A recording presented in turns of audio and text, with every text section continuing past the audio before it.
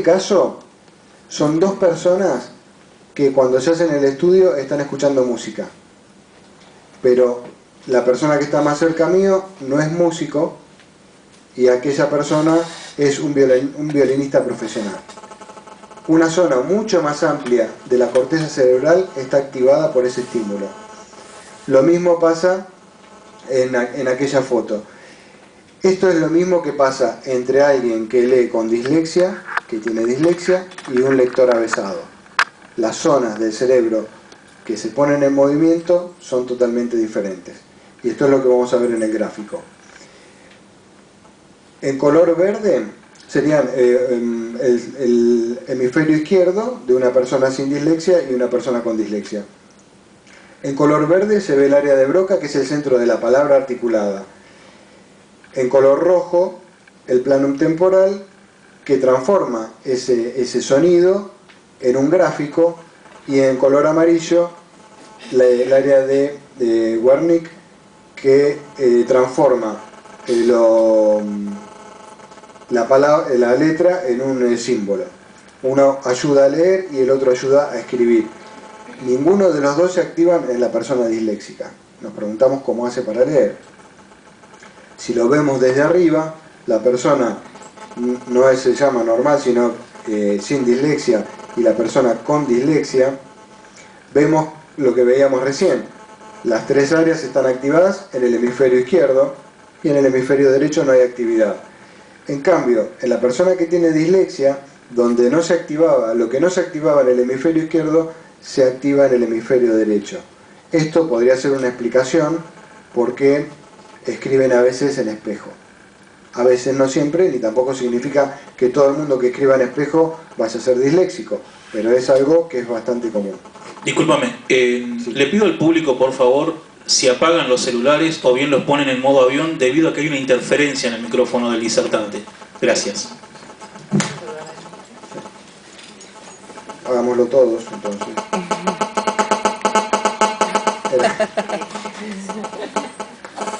Bien, sigamos entonces. Gracias. Bueno, a pesar de todas estas dificultades, hay personas, acá ponemos ejemplos de personas de mayor renombre, que son las que todos podemos conocer, como Walt Disney, Einstein, Jackie Stewart, que era un corredor de 3 veces campeón de Fórmula 1. Es un ejemplo muy raro.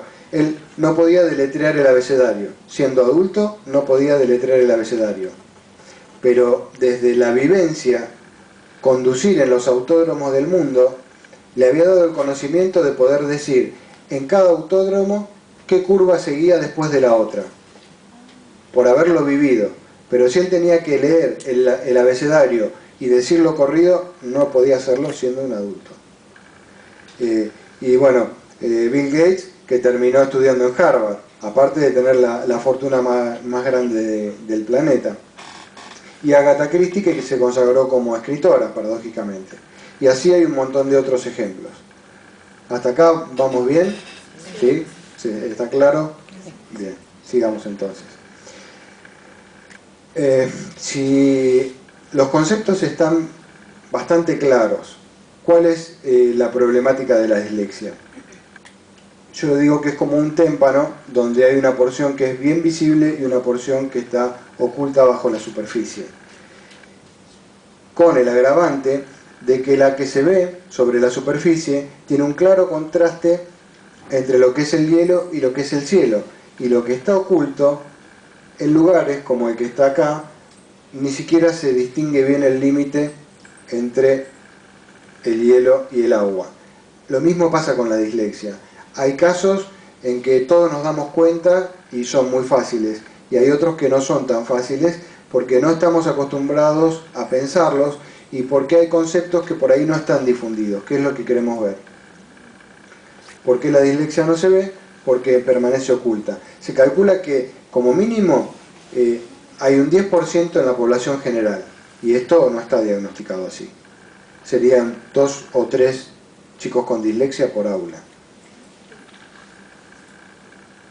¿Cuándo pensamos en dislexia? Cuando hay lectura trabada, cuando hay escritura en espejo, cuando hay sustitución de D por B. Esto lo tenemos todo claro y sería lo que es la dislexia clásica y no habría ninguna dificultad. El problema está con la parte que no se ve tan fácilmente.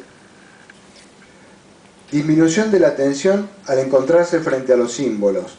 Cuando alguien está leyendo o calculando y se distrae fácilmente, la mayoría no pensamos en dislexia. Hay que empezar a hacerlo. Cuando se cansa a alguien enseguida, cuando está haciendo la tarea, leyendo o escribiendo, calculando, o tienen errores de la percepción, se equivocan fácilmente.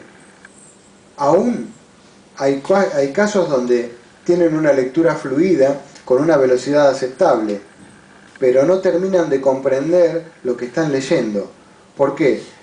Tienen inteligencia suficiente y más que suficiente para entenderlo, pero están tan concentrados en descifrar las palabras que al final del párrafo ya no se acuerdan lo que decía.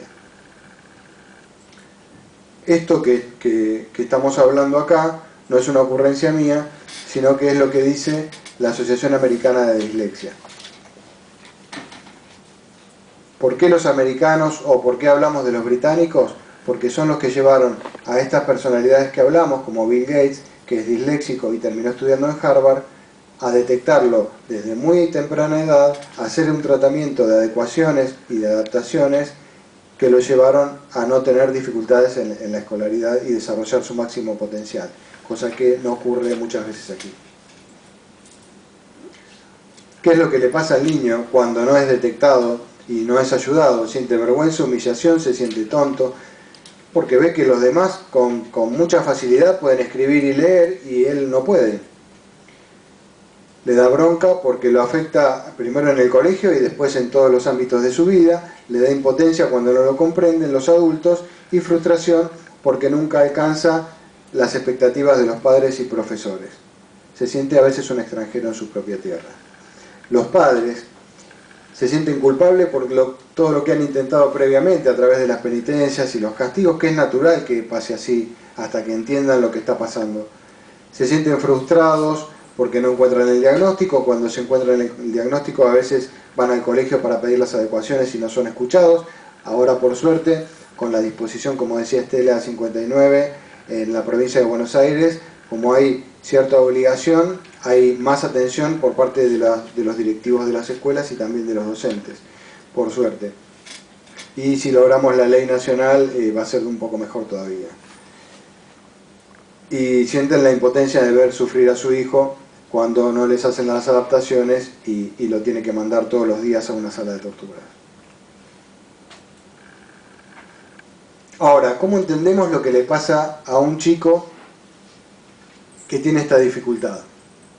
La forma a veces de realmente comprender lo que le pasa al otro es poniéndose en el lugar del otro. Es la única forma, es cambiando el rol. Y esto es un ejemplo de cambiar el rol. Esto se trata de un restaurante que funciona en un camión y se llama Gallito Ciego, funciona totalmente a oscuras y está hecho para resaltar más los sabores, los olores y las texturas de los alimentos. Y se cierra totalmente, no se ve absolutamente nada y es atendido por chefs y camareros no videntes. No solamente sirve para detectar la comida de una manera diferente y para tener una experiencia diferente culinaria, nos sirve también para saber qué siente el no vidente cuando tiene que hacer una tarea fácil como comer, tomar un vaso de agua y no ver. Eso recién nos da la idea, pasar por un momento y por una experiencia así, nos da la idea verdadera de lo que padece una persona no vidente. Y de, al revés, estar esperando que la persona no vidente nos ayude a nosotros, cuando normalmente nosotros lo tenemos que hacer con ellos. Bueno, lo mismo deberíamos hacer con estos chicos que tienen dislexia. ¿Qué les pasa a ellos? Si intentamos leer este texto nos cuesta mucho. A ellos, si no tienen un contraste muy marcado, se les mezclan las letras, no pueden percibirlas bien. Algunos chicos dicen que las letras les bailan. Una vez me acuerdo que a una pacientita en el consultorio empecé a hacer un interrogatorio y empezaba a dar señas de que tenía un trastorno parecido. La madre no tenía idea de lo que estaba pasando, solamente que le iba mal en el colegio. Y la pacientita se empezó a angustiar un poco. Entonces, como para poner algo de gracioso, le pregunté si las letras le bailaban y me dijo que no le bailaban, pero que las letras de este lado se le iban para este y que las letras de este lado se le iban para el otro. Parece increíble, pero les pasa eso. Entonces, si le ponemos un contraste, como un color amarillo o un color blanco sobre negro, lo podemos ver un poco mejor. Letra grande y letra imprenta. Medidas tan simples como esto hacen la diferencia entre esto y esto para ellos. Ahora, aún así, ellos tienen otra dificultad. Esto nosotros lo podemos leer, podemos, si nos tomamos el tiempo para analizar un poco, entender lo que dice, porque está en catalán. Entonces tenemos algunas palabras parecidas, otras que son diferentes y otras que son iguales. Y tal vez con un poco más de tiempo podamos analizar lo que dice. Pero si lo queremos leer como si estuviese en castellano, así no vamos a entender nada. Y eso es lo que les pasa a ellos. Entonces, cosas muy simples, a veces sin saber el diagnóstico, imaginándonos que un chico puede tener dislexia solamente poniendo letra grande en imprenta con buen contraste y dejándoles un poco más de tiempo para leer, le cambiamos la vida a ese chico. Esas serían las adaptaciones. ¿Qué son las adaptaciones? Para que puedan estos chicos atravesar la escolarización, donde el 90 o 99% de la enseñanza y de la evaluación pasa por la lectura y la escritura, tenemos que hacerle adaptaciones. Necesitan esta ayuda. Son medidas, acciones o tratamientos que tienden a nivelar una dificultad del resto de sus pares.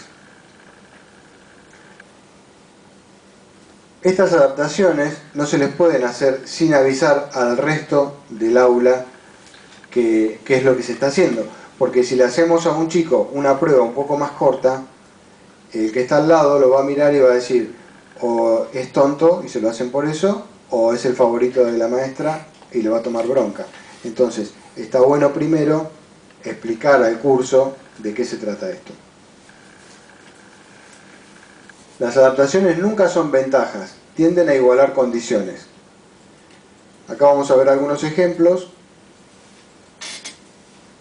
Esto tomado de un ejemplo, Messi tiene un cuadro muy parecido a la dislexia, si es que no la tiene, seguramente no le han hecho todavía un psicodiagnóstico, pero él tenía dos problemas que eran los problemas de la escolaridad y la baja estatura. A los 9 años medía 1,27 m, o sea que era así, y se calcula que hubiese medido 1,57 m si no se hacía tratamiento por acá, y ahora mide por acá. Logró algo.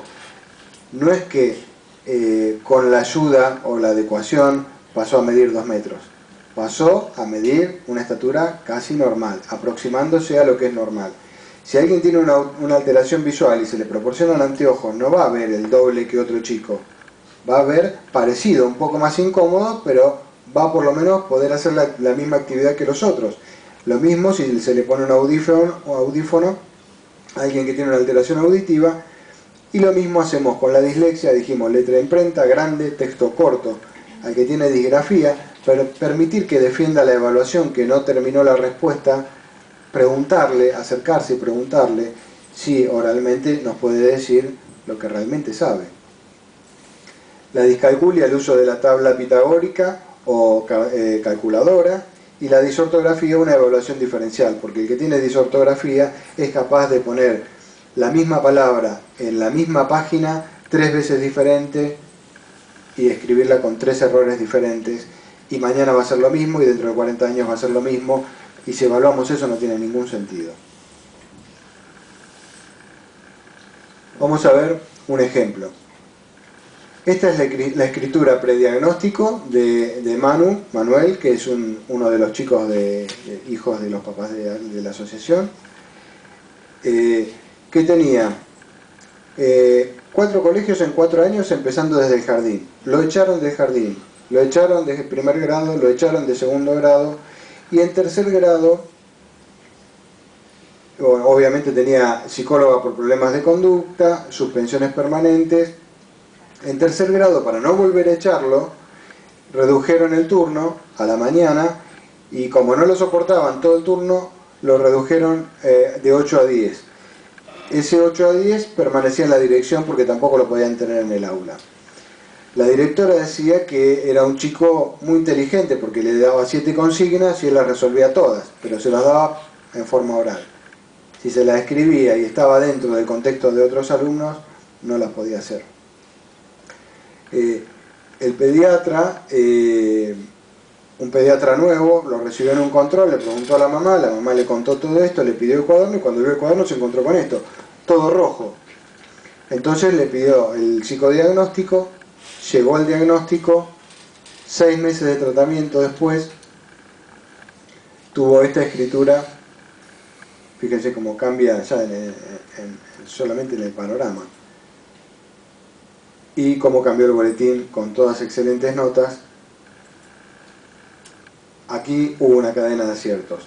El pediatra que lo detectó, la psicopedagoga que lo diagnosticó y los docentes que lo acompañaron. A veces en lugar del pediatra, la mayoría, también están los docentes, al inicio y al final. Como decíamos hoy, esta es una nota que dice: familia, les quería informar que debido al excelente comportamiento y rendimiento de Manu en la escuela, se ha hecho merecedor de ir a la bandera el día del acto del 9 de julio. Genio Manu, la seña. 6 meses después del tratamiento.